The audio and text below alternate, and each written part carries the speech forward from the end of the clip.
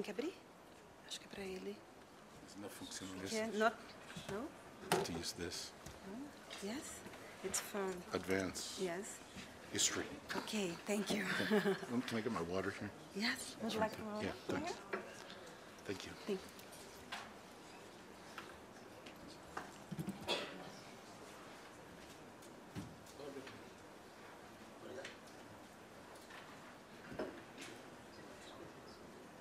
Tem a sua apresentação. Isso.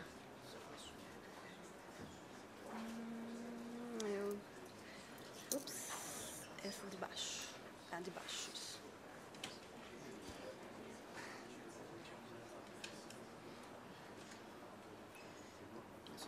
Cancele os vínculos, por favor. Espero que ela funcione. Muito bem. Coloca na... Já está lá? Aqui você vai avançando, tem mais uma explicação? Eu peço socorro se eu precisar. Tá, aqui já é o próximo slide, etc. Você clicar aqui nesse próximo ponto. Ah, ok. Eu tenho os hiperlinks na minha apresentação.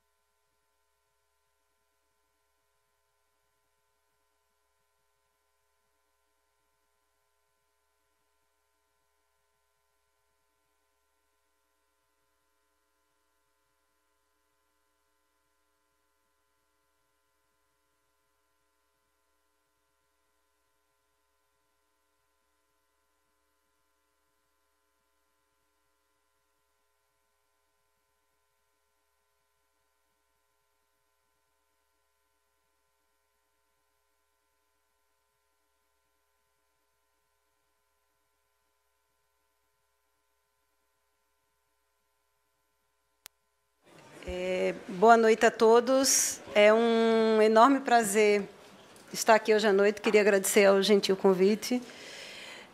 Agradecer a Lívia, que correu atrás de mim durante muito tempo e acabamos conseguindo, ao final, acordar essa noite de hoje. Mais que um prazer, uma honra dividir a mesa com o professor Ashley Brown. E, quando a Lívia me convidou, ela me disse que eu ia ser debatedora. Então, eu fiquei muitíssimo à vontade de contrapor alguns pontos acerca da apresentação do professor Ashley. E, hoje, mais do que a diretora do Departamento de Gás, está aqui com vocês a pesquisadora do grupo de energia mais faltosa das reuniões que o grupo... Eu sou quase uma pesquisadora fantasma. Todo mundo sabe que eu existo, mas ninguém nunca me viu nas reuniões. Acompanho, em geral, por e-mail. Então, hoje eu vou ficar muito à vontade de fazer algumas provocações, e a primeira delas é pensar o seguinte, que o professor Ashley Brown descreveu à perfeição o mercado americano. Muito, mas muito distante do mercado brasileiro. E a distância começa da idade. O mercado americano é um mercado quase centenário de gás natural. O nosso mercado é um mercado infante. É um jovem adolescente de 14 anos que, na verdade, só começou a se tornar um mercado de verdade após a construção e operação do Gasbol. Então, acaba tendo disparidades tão grandes que fica complicado você colocar em duas colunas numa tabela a comparação do mercado americano com o mercado brasileiro. São completamente diferentes. E as diferenças vão desde as dimensões e da maturidade do mercado até o próprio marco regulatório. Portanto, eu queria, então, fazer esse desafio ao professor Ashley Brown e tentar mostrar o que é o nosso mercado brasileiro, sob o ponto de vista da pesquisadora, mas também da diretora de gás, que está ali lidando todos os dias com as diferenças do mercado de gás brasileiro, e também abrir um pouco a nossa cabeça e tentar fazer um big picture desse mercado, não reduzindo ele ao tema da sua integração com o setor elétrico. É óbvio que o momento é oportuno para uma discussão como essa, mas eu acho que um fórum tão qualificado como esse merece uma discussão mais aberta sobre o mercado. É natural que isso apareça, visto essa constante, permanente, praticamente, utilização das térmicas a gás. Mas eu queria, então, fazer um desafio a vocês. Vamos pensar um pouco o mercado de um modo maior e, em alguma medida, essa integração com o setor elétrico também aparece. E aí eu queria começar lançando as bases dos pilares de gás natural, de qualquer mercado de gás natural.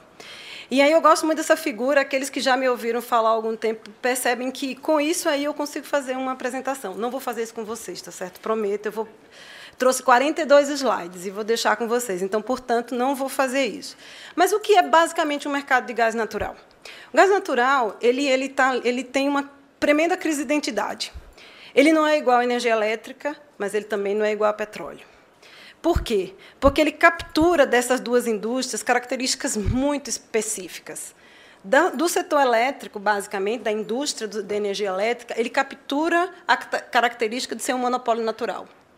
Portanto, ele precisa de algo que só é econômico se for feito uma única vez. Não faz sentido você colocar 5 linhas de transmissão uma ao lado da outra numa mesma faixa, do mesmo jeito não faz sentido você colocar 5 gasodutos só um ao lado do outro. Então, você tem um monopólio natural e, fundamentalmente, especialmente no mercado infante como o nosso, no mercado em desenvolvimento, você requer um ente centralizado. Nesse caso, a nossa decisão foi ter isso nas mãos da União, que, em alguma medida, planeje, defina a visão do futuro desse monopólio natural, que são os gasodutos, e, em alguma medida, reduza os custos de transação entre as duas pontas desse mercado absolutamente competitivas, que são a produção e a oferta de gás e o seu consumo. Então, esses são, por assim dizer, os 3 pilares de qualquer mercado de gás. Um mercado de gás ele tem demanda, ele tem uma infraestrutura e ele tem uma molécula, uma oferta, que é aquela que, em alguma medida, vai chegar ao mercado e atender esse conjunto de consumidores. Tudo isso intermediado por infraestrutura. E aí eu começo a fazer algumas considerações relevantes. Primeiro ponto, o primeiro comentário do meu slide não é um assunto pacificado. Gás natural é ou não uma commodity? Do meu ponto de vista, dificilmente um energético que é guiado por uma indústria de rede ou é caracterizado por uma indústria de rede será uma commodity. Talvez uma commodity regional, talvez, se você conseguir incrementar o mercado internacional de GNL, o gás natural, na forma liquefeita, possa se transformar numa commodity. Mas, de fato, é muito complicado você imaginar ou conseguir fazer uma construção no conceito puro de uma commodity, que o gás natural é uma commodity. Certamente, eu posso afirmar para vocês que o gás natural é um energético que se caracteriza por ser uma indústria de rede. Vamos olhar o efeito que os Estados Unidos poderá fazer no mercado internacional no momento em que os Estados Unidos decidir exportar, de fato, o gás que é produzido no seu interior. Hoje, os Estados Unidos está ali movido por 2 forças antagônicas: os produtores, que não estão sendo remunerados pela sua produção, especialmente no caso do gás não convencional, e o renascimento da indústria química e petroquímica nos Estados Unidos. Enquanto essas forças estão se digladiando nos Estados Unidos, dificilmente a gente vai ter uma definição em relação à exportação de gás produzido nos Estados Unidos, que pode realmente produzir um breakthrough no mercado internacional. Mas, enquanto isso não ocorrer, esse mercado ele vai continuar sendo caracterizado por países produtores localizados em áreas, em geral, de conflitos, que é o exemplo da Nigéria, que é o exemplo do Oriente Médio, e você vai ter outras regiões tipicamente importadoras. O segundo elemento essencial é que o gás natural é uma indústria cujo transporte e a distribuição são caracterizados por monopólios naturais. Não preciso mais avançar nesse aspecto. De fato, os preços ainda são regionalizados, e no próximo slide a gente vai olhar isso de alguma forma. E, à exceção dos Estados Unidos, por isso que eu insisto que o professor Ashley, na verdade, escreveu à perfeição o, Estado americano, o mercado americano. Só os Estados Unidos, de fato, tem um mercado spot de gás natural. Nenhum outro país tem um mercado spot com as dimensões do mercado americano. Na verdade, salvo raríssimas exceções, ou salvo alguns contratos de gasodutos, ou que viabilizaram a construção dos terminais de GNL, hoje completamente subutilizados nos Estados Unidos, salvo se eles forem utilizados para exportar GNL, ou seja, eles se transformem não em unidades de regás, mas em unidades de liquefação, você tem, basicamente, preços regionalizados. E, por fim, num mercado pouco maduro como o nosso, infante, você precisa, de fato, de ter cláusula de take-or-pay, de ship-or-pay, porque, senão, você não tem como financiar a infraestrutura. É razoável tudo que foi dito até agora no mercado maduro, onde a infraestrutura ela precede o próprio, em alguma medida, o próprio desenvolvimento da indústria. Não é certamente o nosso caso. Aqui a gente vai ver no próximo slide um pouco de como se dá os fluxos. E ali estão divididos em azul e vermelho os principais fluxos de GNL e os principais fluxos de gasoduto.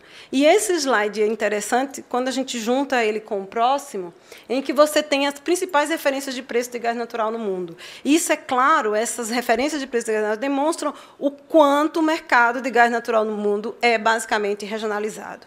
Então, você tem as características do Henry Hub, com o preço deprimido de forma absolutamente artificial e conjuntural. Nós sabemos que a condição da depressão do preço do Henry Hub hoje se deve a questões conjunturais nos Estados Unidos, que a gente vai explorar aqui. Nós temos ali os hubs europeus, e vamos falar um pouquinho com mais detalhe no NBP, porque ele se assemelha muito às características do nosso mercado, que é um mercado importador de GNL, importador por dutos com produção nacional. Isso é bem característico do hub ali do NBP. E o JCC, que é a terceira referência de preço, que é a referência de preço asiático, em que você tem, na verdade, toda a bacia asiática ali ancoradas em contratos de longo prazo de GNL. É importante destacar que, diferentemente do Henry Hub, que é um hub físico na Louisiana, nos Estados Unidos, o NBP é um hub virtual. E aí, falando um pouquinho agora dos comparativos de preços internacionais, antes que vocês comecem a ficar deprimidos porque os nossos preços de gás são maiores do que todos os outros, é importante entender uma coisa. Essa consideração que aí está é um mix de todas as distribuidoras, e ela não considera, na sua totalidade, os recentes descontos produzidos pela Petrobras no preço do gás nacional. Então, em grandes números, hoje nós estamos falando do gás importado da Bolívia, custando em torno de $10 por milhão de BTU, enquanto o gás nacional, com os 32% de desconto, custa em torno de $9 por milhão de BTU.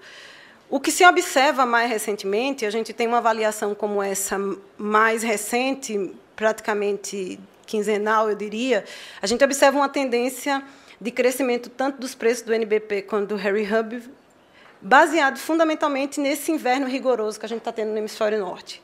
Então, isso tem criado uma forte pressão nesses preços.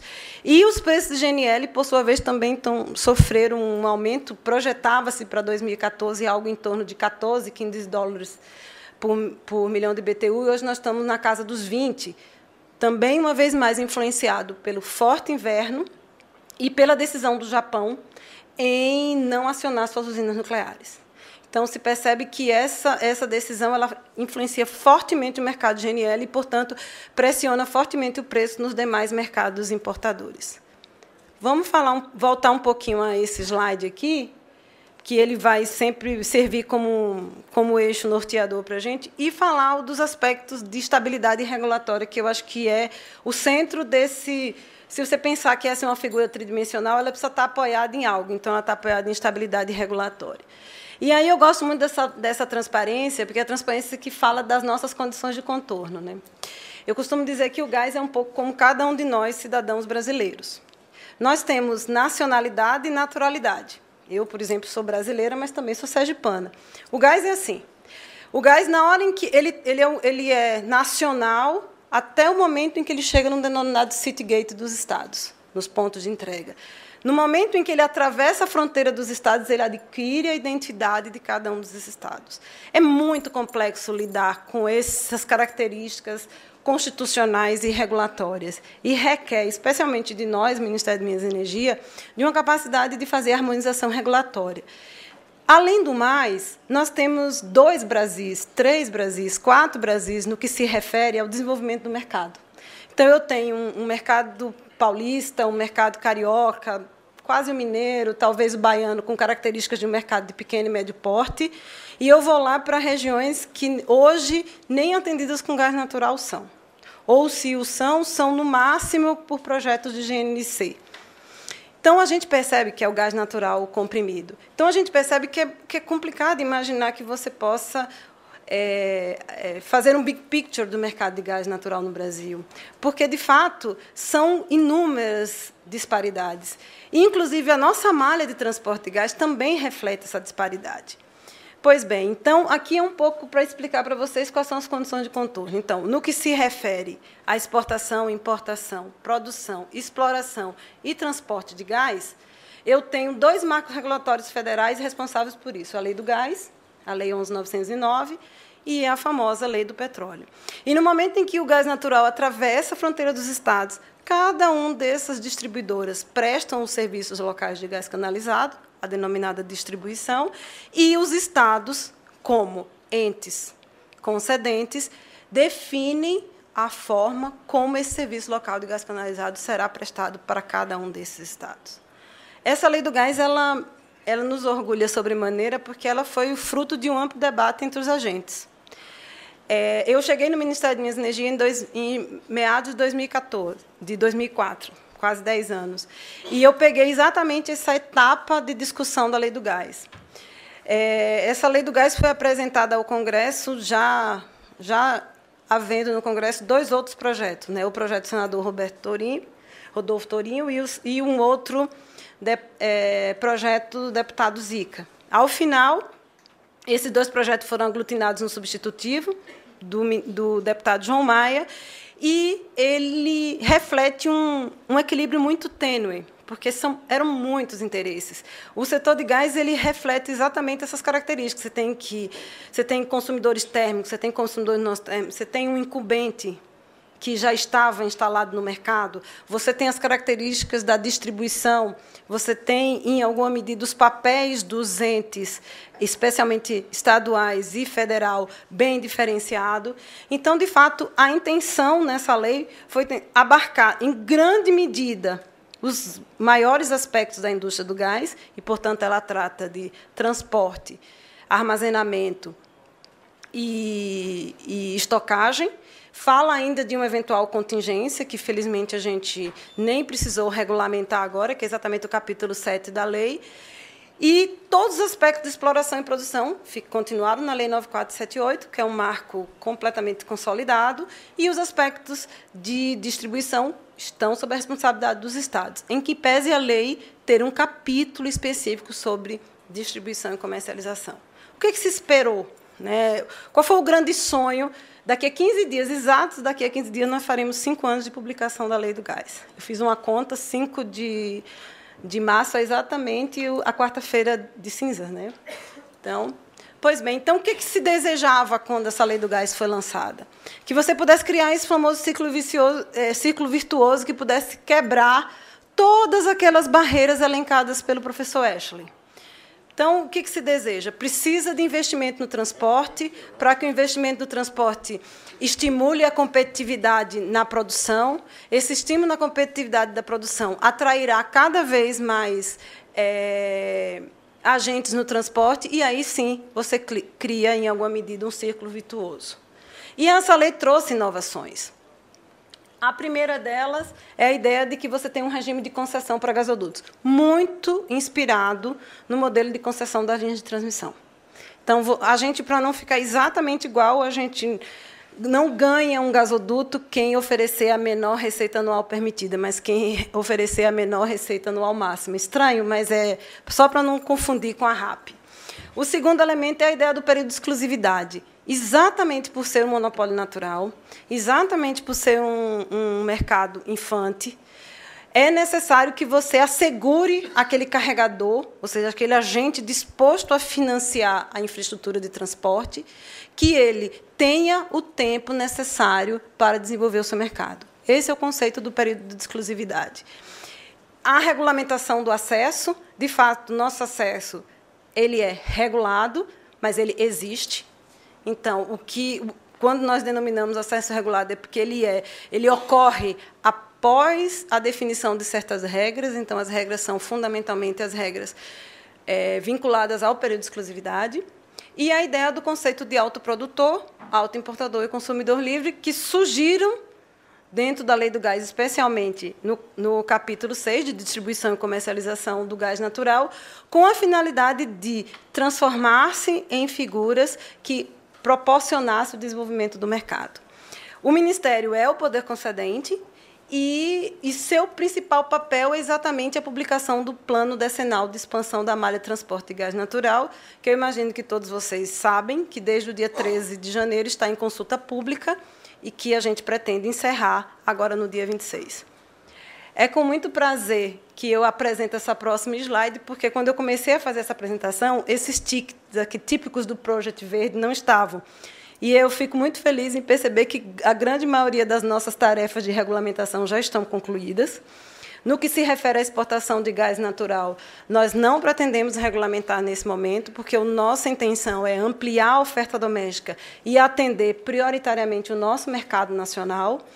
Tremem os produtores quando eu digo isso, mas essa é uma decisão estratégica que nós estamos tomando, de desenvolver o nosso mercado nacional. E a regulamentação do plano de contingência está na nossa agenda para 2014, visto que a gente conseguiu cumprir um compromisso de publicar e abrir para consulta pública o PEMAT. Aqui é uma breve comparação entre os dois marcos regulatórios, fundamentalmente distinguindo o que acontecia até a Lei do Petróleo e o que hoje aparece quando a gente olha a Lei do Gás. E aí a ideia é fazer, na verdade, uma revisão e considerar o seguinte: até a sanção da Lei 11.909, a Lei do Gás, você só tinha os gasodutos construídos por outorga de autorização. Hoje você tem a concessão como caso geral e as autorizações em casos específicos. A construção e ampliação anteriormente era unicamente vinculada à vontade do agente. Eu queria construir um gasoduto, eu ia à ANP, cumpria todos os requisitos, obtinha uma outorga de autorização de construção e operação, e assim por diante. Hoje, você tem 3 processos muito bem definidos: o planejamento e a proposição do dutos pelo Ministério de Minas e Energia, a realização de uma chamada pública, que já havia antes com a denominação de concurso aberto de alocação de capacidade, e a licitação para a construção. Anteriormente, havia, de fato, um maior risco para o transportador. E isso, obviamente, induziu aquela verticalização já mencionada pelo professor Ashley.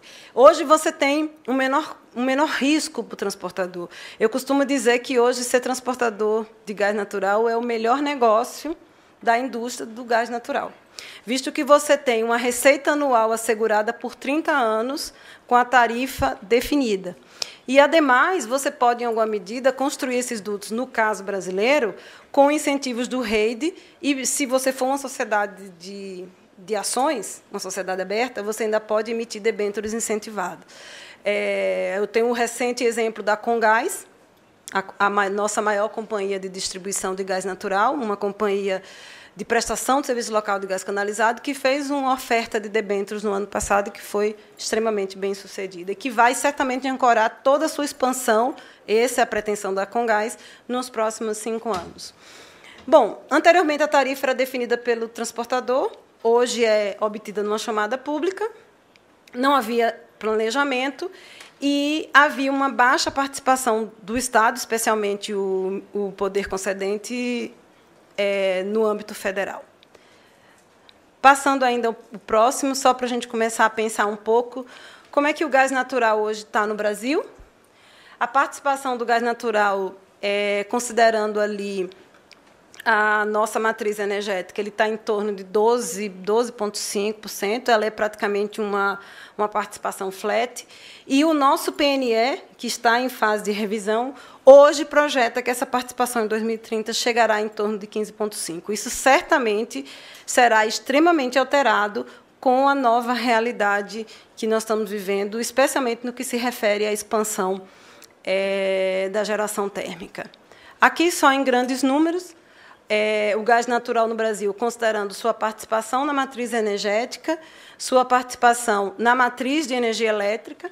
Então, nós estamos ali falando em 12%, 7% no caso da matriz de energia elétrica, e 2%, de fato, o gás não ocupa um papel relevante na matriz veicular. E isso é típico para um país que hoje não tem excedentes estruturais, como é o nosso caso. E, se você observar de novo o mercado americano, você vai observar que hoje o GNV, especialmente para frotas dedicadas e para navios de curto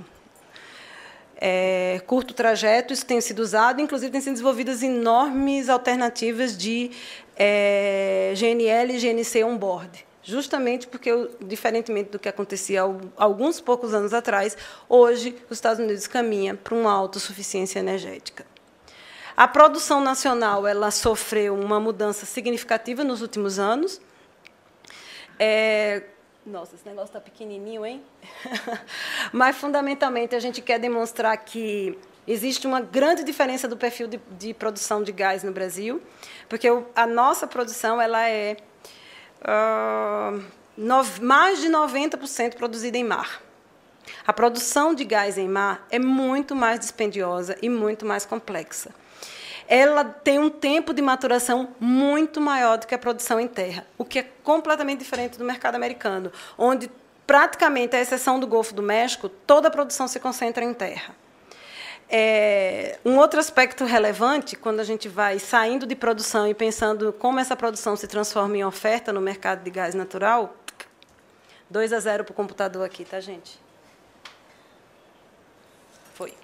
Quando a gente a gente percebe que, ao longo do tempo, nós conseguimos alguns elementos importantes. Fundamentalmente, foi virar a equação. Até poucos anos atrás, nós tínhamos uma produção nacional menor do que a produção importada. Hoje, essa equação se altera. E, ademais, hoje a gente conseguiu algo que é relevante para um país que ainda requer uma importação de gás. Nós estamos diversificando as nossas fontes de suprimento de gás, na medida em que, além do gás boliviano, hoje, com a utilização de 3 terminais de GNL, eu posso ampliar as minhas fontes de suprimento. Isso significa segurança energética. Falando um pouco de oferta de gás, agora deixando o tempo presente e olhando a oferta de gás para frente, a gente vai falar um pouco do que o PDE traz de referência. E a gente percebe que, de fato, significativamente, a oferta crescerá nos próximos anos. É importante destacar que esse balanço de oferta de gás não considera as 3 rodadas realizadas em 2013 e, em grande medida, não considera um aspecto essencial do modelo de partilha, que é o nosso terceiro modelo, né? Nós temos a concessão dos blocos, a cessão onerosa e a partilha, onde, a partir da licitação de Libra, a União passará a ter uma parcela de gás de sua propriedade, aquela caracterizada como profit oil, né, considerando aí barris equivalentes de petróleo. E isso certamente produzirá, tanto do ponto de vista do PDE quanto do ponto de vista do plano de expansão da malha, uma avaliação diversificada. Considerando essa oferta de gás, a gente vai aí para o nosso balanço de gás. E foi interessante que o PDE já está aí no mundo há um tempão, todo mundo já está acostumado a ver o PDE, e esses slides que estão aqui, que foram referência também para o PEMAT, nunca trouxeram preocupação ao mercado, como se houvesse algum risco de abastecimento ou coisa dessa natureza. E foi interessante observar que, assim que o PEMAT saiu, a gente viu algumas matérias sobre isso, especialmente porque, quando você chega ali em 2017, 2021, parece que as duas curvas se encontram, oferta e demanda, e que talvez pudesse haver um déficit. Na verdade, o analista ali talvez pouco afeito às questões do gás, não observasse essa linha vermelha pontilhada, que é exatamente o despacho médio das termoelétricas. Esse gráfico considera como se as termoelétricas estivessem todas despachando todo o tempo, 100% delas, sem considerar que há um despacho médio que reduz essa curva significativamente para essa linha pontilhada. Ademais, a gente tem que considerar que toda essa faixa amarela, que foi a que pareceu causar preocupação, é de térmicas bicombustível. Isso significa que é possível que o detentor da térmica possa decidir em que momento ele vai trabalhar com gás natural ou mesmo com outro combustível alternativo, óleo combustível, óleo diesel, etc. Tudo isso para dizer que não há nenhum risco ao abastecimento de gás no mercado brasileiro e que, muito menos, um segmento está sendo privilegiado em relação ao outro, como eu vi recentemente afirmativas na Frente Parlamentar Mista Pró-Gás Natural, onde o deputado Mendes também revelou uma preocupação. E nós deixamos claro para ele que o mercado está plenamente abastecido e que estão sendo usados todos os mecanismos existentes hoje nos contratos firmados. Aí, agora, passando um pouco mais à frente, e aí já me encaminhando um pouco para falar do terceiro ponto. Então, na verdade, aquela pirâmidezinha tinha 4 elementos. Falamos de demanda e molécula, falamos de estabilidade regulatória, resta-nos falar um pouco de infraestrutura. E o primeiro elemento da infraestrutura que a gente queria considerar é que, de fato, fizemos muito quando a gente diz, não, nossa malha de gás natural duplicou. Ok, nós estamos falando de algo em torno de 10 mil quilômetros contra os 500 mil quilômetros da malha americana. Em termos de dimensão, é completamente impossível de comparar. No entanto, é importante considerar que essa duplicação da malha ao longo desses últimos, especialmente desses últimos 10 anos, ela foi extremamente significativa, especialmente para momentos como os de hoje. Nós sabemos que no célebre teste das térmicas, ali 2006 e 2007, a gente tinha térmica que tinha gás, mas não tinha duto. A gente tinha duto que não tinha gás e não tinha térmica para atender. Ao menos hoje, esse dilema nós conseguimos finalmente resolver. E nós distinguimos, em alguma medida, nesse gráfico que está aí do lado de vocês, os dutos com exclusividade e os dutos sem exclusividade, fundamentalmente para deixar claro que, se você considerar apenas a malha hoje existente, toda a malha estará acessível em 7 anos.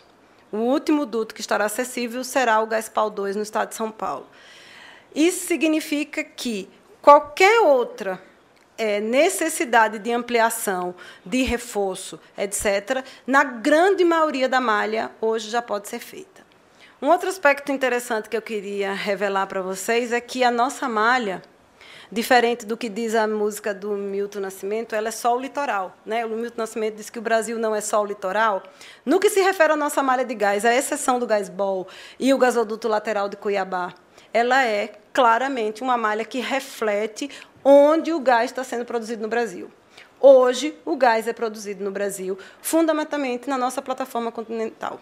Portanto, é razoável que a gente tenha os nossos grandes gasodutos, as nossas linhas tronco, o Garzene, etc., todos basicamente ligando hoje, desde o Polo de Triunfo, no Rio Grande do Sul, isso do ponto de vista da malha integrada, até a região de Pecém, em Fortaleza. Temos ali o nosso isolado, o gasoduto Urucuquari-Manaus e o lateral de Cuiabá. E esse slide é interessante porque aqui nós colocamos 2 elementos centrais. Não sei se vocês conseguem ver bem. De forma mais cinzenta no mapa, são as nossas bacias sedimentares. São aquelas bacias onde há alguma chance de você encontrar hidrocarboneto, óleo ou gás. E nesses círculos coloridos estão os nossos folhelhos geradores. É onde se imagina que há mais chance de encontrar um recurso não convencional, a exemplo do shale gas. De toda sorte, se observa que há um amplo espaço para expansão e que, diferentemente dos Estados Unidos, onde, principalmente, o shale gas foi desenvolvido, você tinha uma infraestrutura de transporte de gás precedente. Então, quando a exploração de shale gas chega nos Estados Unidos, ela já encontra uma malha desenvolvida, diferentemente do que acontecerá no Brasil em algum momento. Vamos falar rapidamente do estudo de expansão da malha. É uma tarefa do Ministério de Minas e Energia no que se refere ao novo marco regulatório. A ideia é que você tenha um plano de expansão da malha baseado em estudo de expansão da malha. Hoje, a decisão que nós tomamos nesse primeiro ciclo dos estudos e do plano foi de publicar um único documento. É um documento robusto, de 282 páginas, para ser bem preciso, que assusta o interlocutor, mas que, fundamentalmente, a nossa intenção foi exatamente criar as bases do desenvolvimento do gás no Brasil. Isso é um pouco do que é o nosso modelo de outorga de gasodutos hoje. Ele é um modelo de diversas etapas, talvez burocrático, como disse o professor Ashley, mas certamente transparente, diferente da realidade que a gente tinha anteriormente. Eu não temo que ele seja burocrata, porque eu sou uma burocrata, então, de fato, eu gosto desse modelo. Eu acredito que ele consegue, de fato, organizar as relações, ou seja, ele consegue minimizar aqueles custos de transação sobre o qual nós falamos aqui no início da nossa apresentação. Então, a outorga, conforme a Lei do Gás, ela tem os estudos de expansão, a publicação do PEMAT, a proposição dos dutos que vão ser construídos ou ampliados pelo Ministério de Minas e Energia, um duto proposto, a exemplo do Itaboraí-Guapimirim, que foi proposto em 2013, ele passará por um processo de chamada pública para definir os carregadores que vão financiar a infraestrutura e estabelecer a tarifa máxima. Depois, ele passa por um processo licitatório.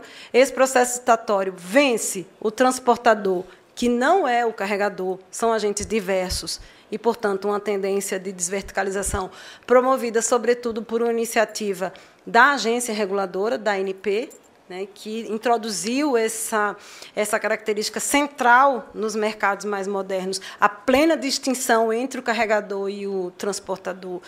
E eu queria acrescentar, adicionalmente, que foi muito sábio da agência em fazer isso daqui para frente, porque é importante que você tenha estabilidade regulatória. Então, portanto, como está, fica, e você começa a fazer um olhar para frente, até que, ao final, você tenha a assinatura dos contratos de serviço de transporte. Parece tudo muito longo, uma cadeia gigante, mas que agora, com a licitação de Itaboraí-Guapimirim, que é o nosso grande modelo, nosso balão de ensaio, a gente espera que, até o final de 2014, a gente tenha conseguido concluir todo esse processo, visto que o duto foi proposto no segundo semestre do ano que vem, e a gente espera que até o início de 2015 todos os contratos já estejam assinados. Aqui uma rápida linha do tempo, só para vocês se localizarem onde nós estamos no PEMAT. Então, o PEMAT, o ciclo foi lançado em 2011, elaboramos o PEMAT em 2012, 2013, abrimos a chamada pública em 2014, pretendemos publicar até o primeiro trimestre a primeira versão do plano e aí iniciar o próximo ciclo. Aqui é um rápido slide sobre as avaliações de oportunidade. Prometo a vocês que não vou passar cada um desses quadrinhos, vou deixar que vocês tenham a oportunidade de olhar, mas, basicamente, aqui a gente está demonstrando como foi feita a escolha de cada uma daquelas alternativas apresentadas no plano. Os principais desafios do plano estão no slide seguinte, onde a gente, em alguma medida, considera que o grande desafio do PEMAT é a inexistência de uma oferta estruturante que ancora essa expansão, ou seja, todo o esforço do governo central hoje é na direção de ampliar, no menor prazo possível, a oferta de gás, e, especialmente, a 12ª rodada tem esse papel de antecipar algumas oportunidades, visto que, basicamente, é gás em terra, cujo prazo de maturação, desde o início da exploração e produção até a colocação do gás no mercado, pode ficar entre 3 ou 5 anos. O conjunto de alternativas que foram analisadas no plano, e o plano elegeu, considerando as condições de oferta e demanda instaladas no documento, apenas o gasoduto Itaboraí como um duto a ser proposto, e todos os demais, que constam do anexo do plano, serão detalhados oportunamente.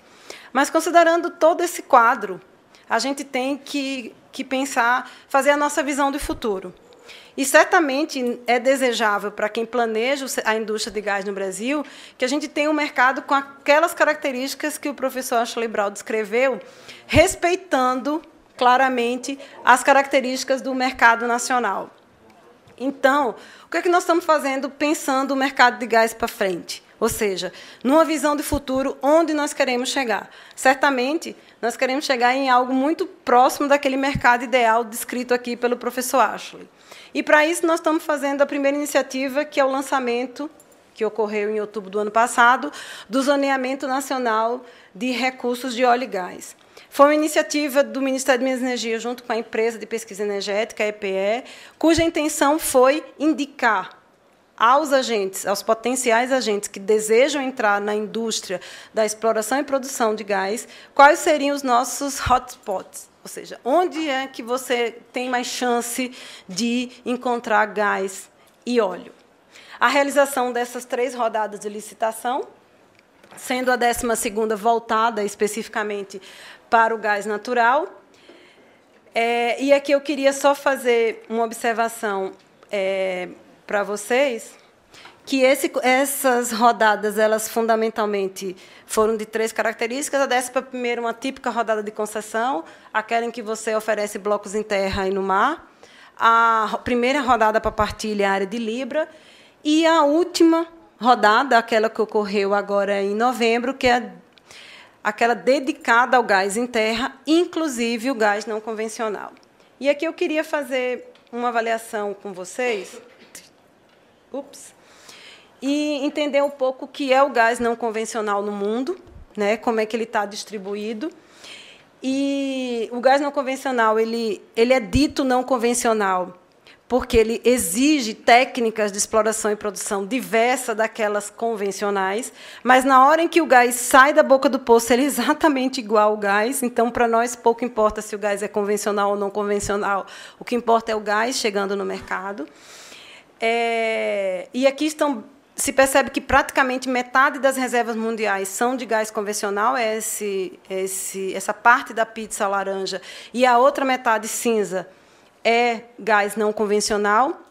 E aqui estão caracterizados os 3 principais tipos de gás não convencional. O denominado tight gas, que assim é denominado porque é um gás que ocorre em depósitos convencionais, mas, no entanto, é muito difícil de ser explorado por causa da sua baixa porosidade, a baixa porosidade do reservatório e a baixa permeabilidade do hidrocarboneto ali dentro. Essa é uma característica típica hoje que a gente vê, por exemplo, no Brasil, na Bacia do São Francisco. O shale gas, que é o denominado gás de folhelho, que foi traduzido de uma forma infeliz como gás de xisto. Xisto e folhelho são 2 rochas diferentes, uma é uma rocha sedimentar, outra é uma rocha metamórfica. E o coal bed methane, que é o denominado gás metano associado aos depósitos de carvão.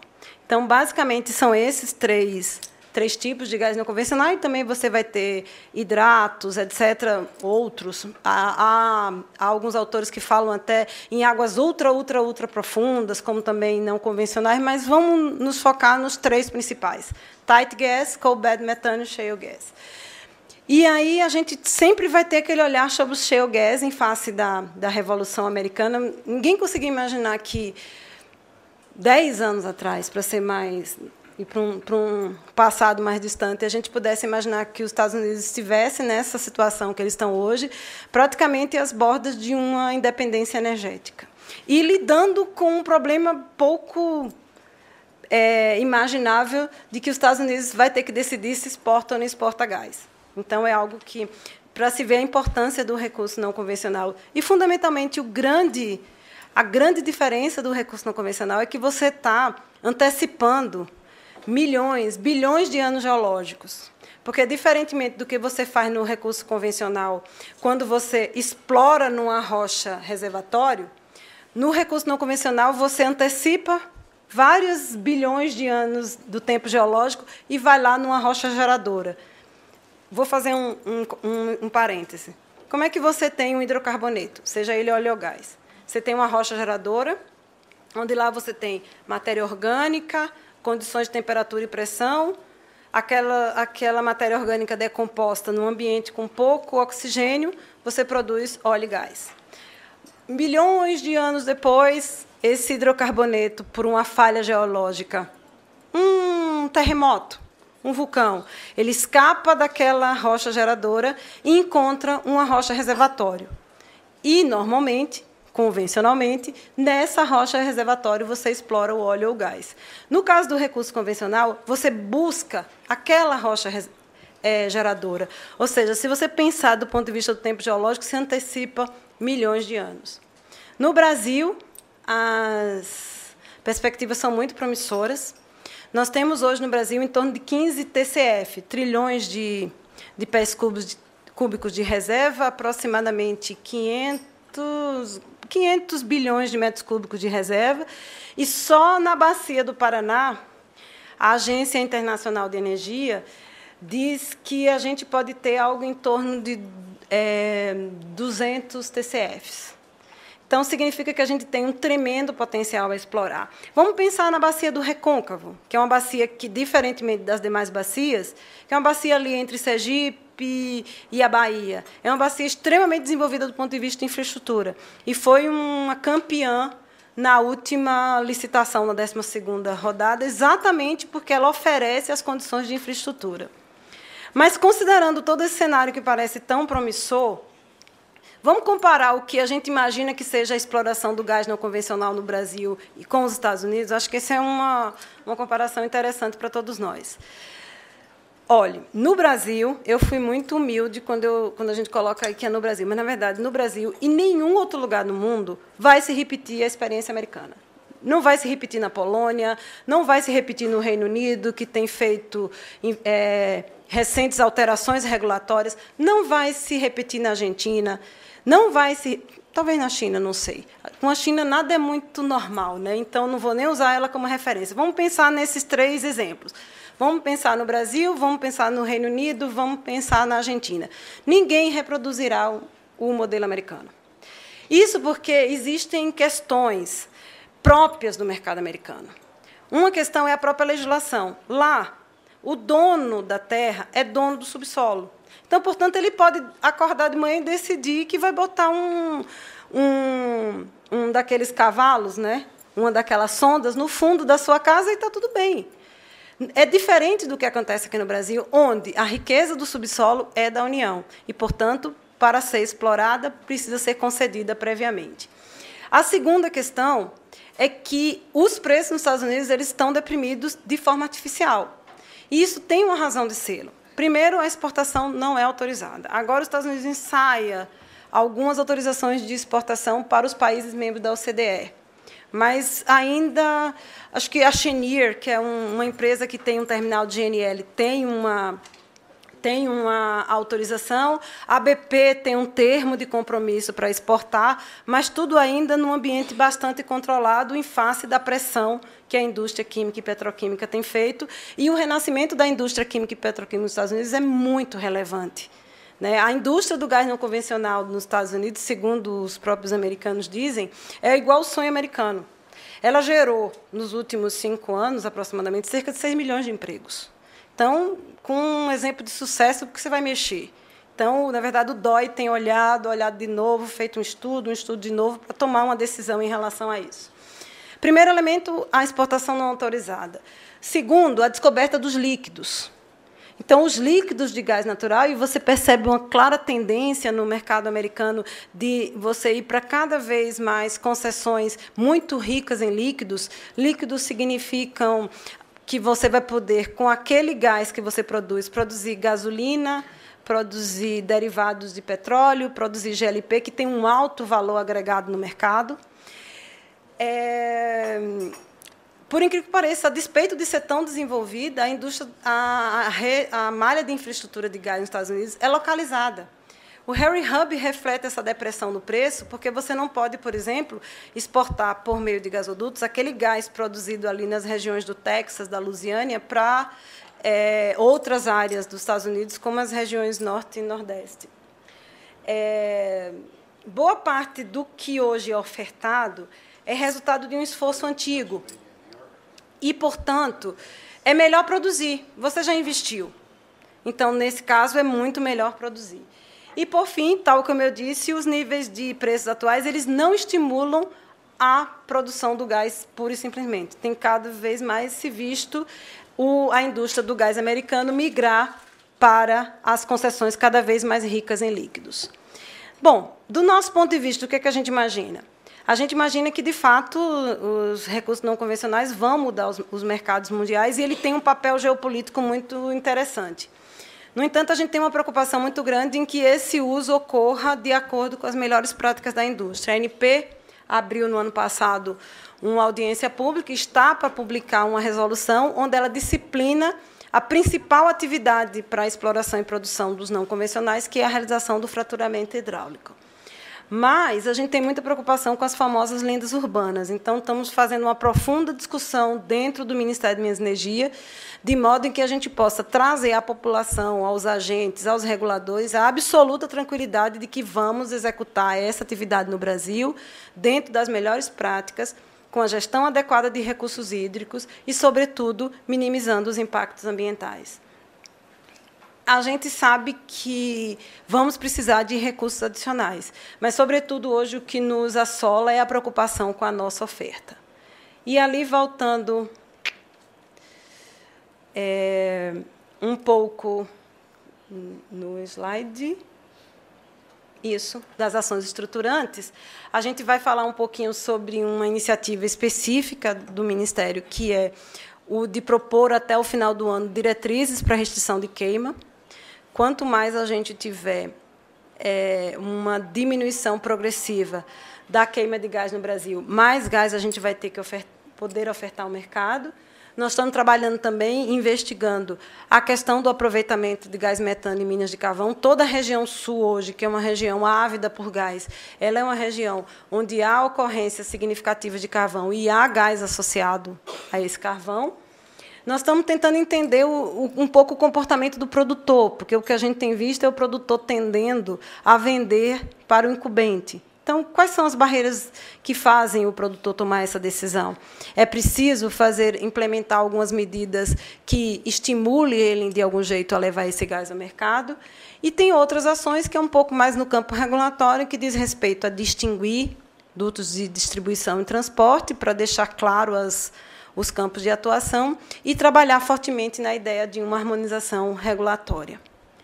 Prometo que esse é meu último slide, e é de verdade. O que a gente vê no plano que está aí e no curto prazo é uma expansão bastante modesta na malha de transporte, porque, tal como coloquei no início, precisamos de uma oferta estruturante. E, portanto, é o meu segundo ponto, já da minha conclusão, a necessidade de um choque de oferta. Então, estamos trabalhando fortemente na ideia de ampliar a oferta do gás doméstico, e isso é um graal para nós. Nós estamos imaginando que essas rodadas de licitação de 2013 possam contribuir com esse novo olhar, porque, especialmente no caso da 12ª rodada, é uma rodada em terra, que a gente espera que, em 5 anos, já se produzam alguns resultados efetivos, inclusive numa progressiva diminuição dos preços praticados no mercado nacional. E que, no caso específico do PEMAT, aquele conjunto de alternativas que não foram propostas não foram ditas elegíveis para esse ciclo, possam ser aprofundadas mais à frente. Bom, fui. Como sempre, perdendo o computador. Obrigada, gente.